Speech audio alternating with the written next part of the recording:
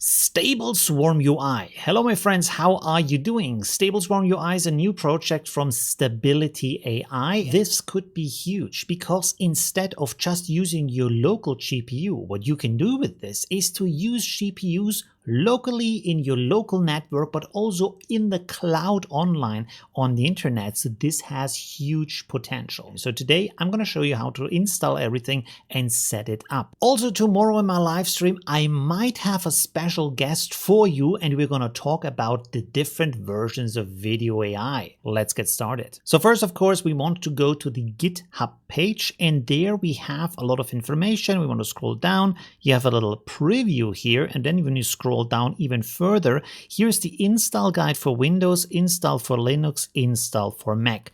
I have Windows, so we are going with this, and there's a very simple process here. You have to download the install Windows SPAT file. Now it says here not to download this into program files, so you can either just download it on your C drive or on your documents folder, wherever you want to install this. Now I made a folder called Swarm AI, and in there I have the install Windows SPAT. When we right click on that and open it, we can see a little bit more of what is going on. So this is going to install for us automatically the Windows.NET SDK 7, and then also download for us Git that can be used then to download stuff directly from GitHub. And of course, the next thing that's going to happen here is to download the stable Swarm UI files, and this will also create then a shortcut on our desktop. Now, when I'm running this is closing the Windows right after creating the shortcut, and then I have to double click on the shortcut, which looks like this. When you double click on that shortcut, this will open up your browser. You will see this information here, which first of all is the Stable Diffusion model license. You want to scroll down here, and at the bottom you have this agree button. Click on that. Next, you can select what your UI should look like from the design. Click on next. On next, you can decide if you want to have this only on this PC or for yourself, but with LAN access. Next, this is asking you what you want to install. Do you want to download ComfyUI into this folder specifically for Stable Swarm UI? You can also choose to use the Stability API, although this is working with the paid service of Stability. So if you want to use it locally and for free, you want to choose the first choice, or you can select down here none or choose later, which means if you already have installed ComfyUI or Automatic 11.11 on your system, you don't have to install it again. Next, you can choose here if you want to download any of these models. If you already have them, you don't have to. If you want to have one of them or multiple of them, you just can click here to start the download. Then you click on next. This is going to show your overview of all of your selections, and then you click on yes, I'm sure, install now. Now for this, it can take a while and you might neither see a progress here in this window nor over here in that window, which can be a little bit annoying because you have no idea what is going on at the moment, but just give it some time to run through. Can take quite a while depending on your internet speed and also your computer speed, because this needs to unpack the ComfyUI files for you. After the install is finished, this should automatically for you open up this UI. In case it does not, you want to click on the desktop shortcut again that I showed you before. Also, in case the install did not work for you, you can go in here and delete the Stable Swarm UI folder again and run the install windows.bat again through the process. And another problem you might run into is that I had a problem with the Torch version. So you want to go down here to your search on Windows, you type cmd, so you have a command window, and then first you run pip uninstall torch, as you see here on the screen right now. You let that finish. After it has finished, you copy over this command. I have that linked as a Google Doc below my video, so you can simply copy that over and run that, and this is going to install this version of Torch Vision. After that install, it worked for me. Now in this case, you can also see it says model not found. For me, what you want to do here is to click up here on server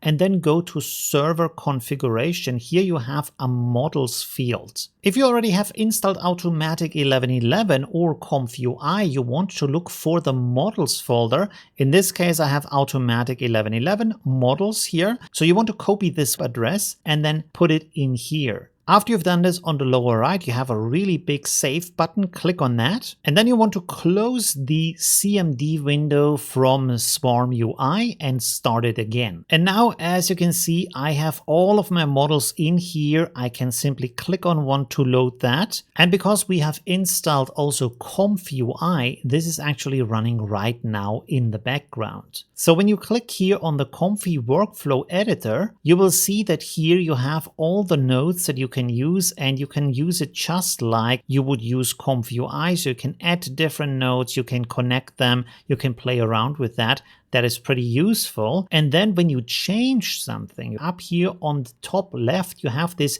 use this workflow in generate tab button. So when you click on that, this will add all of the nodes here as a list on the left side. So because, as you can see, I have added a new case sampler node, this is now represented here as case sampler node 10. And then already before we had case sampler node 3. So when we go back to the workflow, you can see here is one case sampler and here is the other case sampler. As you can also see, when you mouse over these areas here, these dividers, you can actually grab them and you can move them around so that you can resize that to the size you want to have. So next, let's have a look on how to use this. You can see here I'm using a normal prompt as in Automatic 1111 and the negative prompt that I'm using with Ref Animated. Now, I got not so good results over here on the right side until I went down here and I turned on the ComfyUI sampler and the ComfyUI scheduler.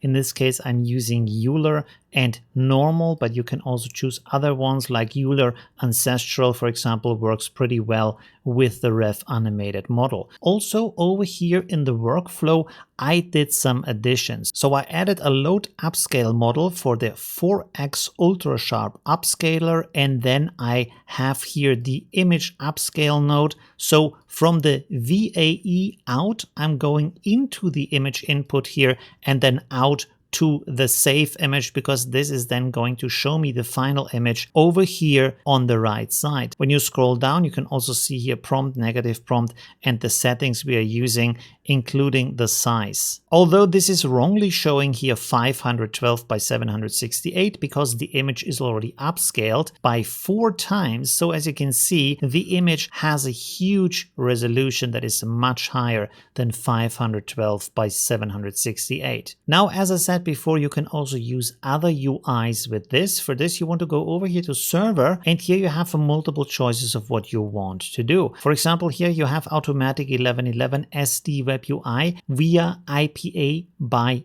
URL. So you want to click on that. It's going to ask you if you really want to do that. You click on OK. And then in here, this is asking for a location. To make this possible, what you want to do is to go to Automatic 1111 to the Web UI user.bat file, right click and then edit this. I'm using Notepad++.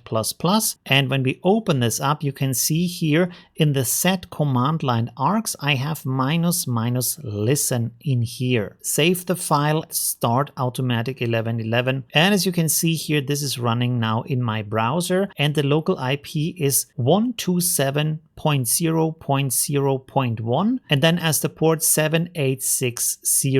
Of course, you can use this over here also with the local host as a text because this is running locally. So when I put this in here like so and then save, as you can see, this is now also green, and now I have access to my Automatic 1111 through the same interface. Now, of course, at that point, you might say all of that looks still a little bit wonky, and you are right about that because this is an early alpha version. So there's a lot of features that are still meant to be added to this. There's a lot of errors in there that can happen. Give the developers feedback on the GitHub issues tab for that project and experiment with that, because this is going to be the future to render faster with more power and getting your projects finished quicker. The future of AI is amazing, my friends. Thanks for watching. Subscribe if you want to see more videos like that, and see you soon. Bye. Oh, you're still here. So this is the end screen. There's other stuff you can watch like this or that. It's really cool. And yeah, I hope I see you soon. Leave a like if you haven't yet. And well, yeah,